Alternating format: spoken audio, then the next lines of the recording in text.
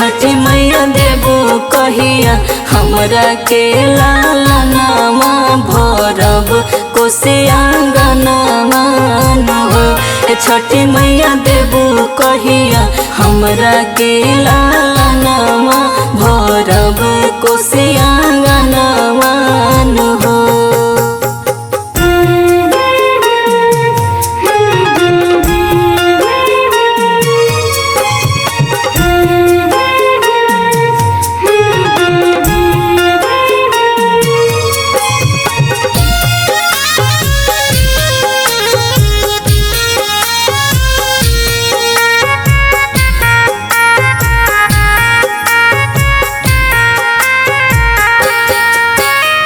माई हो बुझ बेटी या के परसानी मन बापी असल पानी में रहतानी।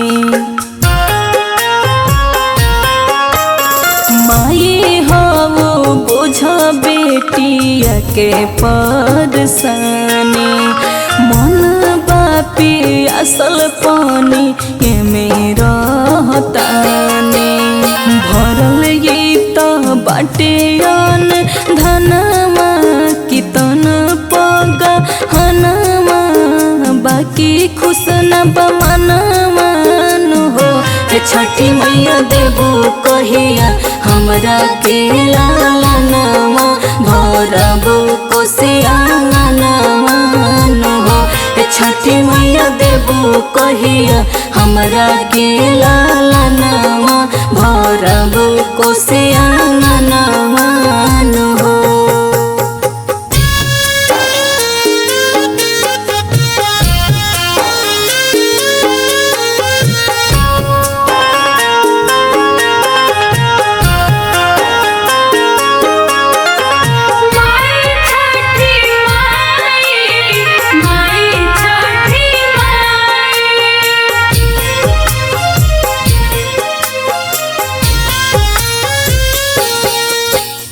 आँख बाड़ो मुनल माई कामना हो चुक से दूध में के मछी बननी एके हम दुख से।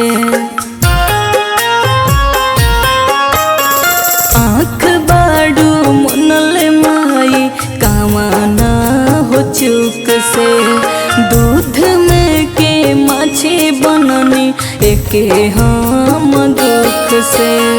मारेली सास ननदी तनवा तो लागे सब बीरानमा बोले ना मोर सजनमा हो।